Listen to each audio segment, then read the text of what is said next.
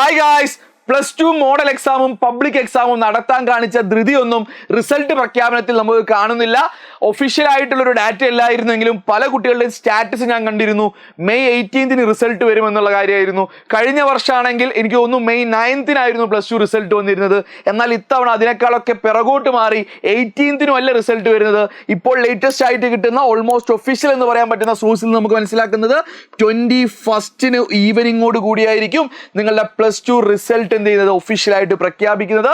അപ്പോൾ അതിന്റെ കൂടെ ആയിരിക്കും അന്ന് പ്രഖ്യാപിക്കുന്നത് നിങ്ങൾ +2 മാർക്ക് മാത്രമല്ല, നിങ്ങൾ +1 നിങ്ങൾ എക്സാം എഴുതി അതിനുശേഷം നിങ്ങൾ റീവാലുവേഷനോ അല്ലെങ്കിൽ ഇംപ്രൂവ്മെന്റ് ഒക്കെ നിങ്ങൾ നടത്തി കഴിഞ്ഞു.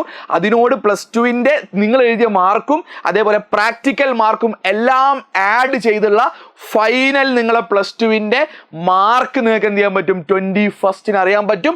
അതിനെ ബേസ് ചെയ്താണ് നിങ്ങൾ എന്ത് ചെയ്തത്, നിങ്ങൾ A ആണോ A+ ആണോ അല്ലെങ്കിൽ നിങ്ങൾക്ക് എത്ര % ആണ് എന്ന് പോലും ഡിസൈഡ് ചെയ്യുന്നത് 21 നിങ്ങൾക്ക് അറിയാൻ പറ്റുക. അപ്പോൾ അതിന്റെ കാര്യത്തിൽ ഇനി ഒരുപാട് ക്ലാരിറ്റി വരാനുണ്ട്. ഇത്തവണ +2 എക്സാംസിന് ഇംപ്രൂവ്മെന്റ് ഉണ്ട് എന്ന് സർക്കുലറിൽ ഒരു ലൈൻ ഉണ്ടായിരുന്നു.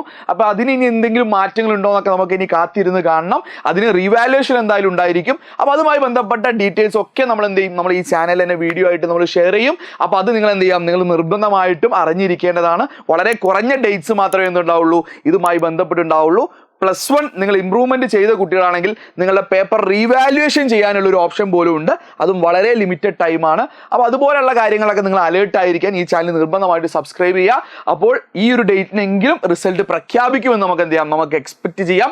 കുട്ടികൾ തീ തിന്നുകൊണ്ടിരിക്കുകയാണ്. ഇത് അനന്തമായി നീട്ടിക്കൊണ്ടുപോകുന്നത് പല കുട്ടികളുടെയും ഹയർ എഡ്യൂക്കേഷൻ, പല കുട്ടികളും ഞാൻ മനസ്സിലാക്കുന്നത് പല കോഴ്സുകൾ എന്ത് ചെയ്തിട്ടുണ്ടാവും, മേ ബി പ്രൈവറ്റ് ആയിട്ടോ അല്ലാതെയൊക്കെ ജോയിൻ ചെയ്ത് റെഡി ആയി നിൽക്കുന്നുണ്ട്. അവർക്ക് ഇനി +2 റിസൾട്ട് വന്നു കഴിഞ്ഞാൽ നേരിട്ട് അതിൻ്റെ കാര്യങ്ങളിലോട്ട് കടക്കാം. ഇനി പല കുട്ടികളും പെൻഡിങ് ആയി നിൽക്കുന്ന ആൾക്കാരുണ്ട്. അതായത് എന്ത് ചെയ്യണമെന്ന് അറിയാൻ എന്ത് ചെയ്യുന്നുണ്ട്, ഈ റിസൾട്ടിനെ കാത്തു നിൽക്കുന്ന കുട്ടികളുണ്ട്. റിപ്പീറ്റ് ചെയ്യണോ, അല്ലെങ്കിൽ ഞാൻ മറ്റേതെങ്കിലും കോഴ്സിന് പോകണോ, അല്ലെങ്കിൽ വിദേശത്തോട്ട് പോകണോ, അല്ലെങ്കിൽ ഞാൻ വേറെ എങ്ങോട്ടെങ്കിലും തിരിയണോ എന്ന് പോലും റിസൾട്ടിനെ ആശ്രയിച്ചിരിക്കുന്ന കുട്ടികളെ ഇത്രയും എന്ത് ചെയ്യേണ്ട, തീറ്റിക്കേണ്ട ഒരു ആവശ്യമില്ല.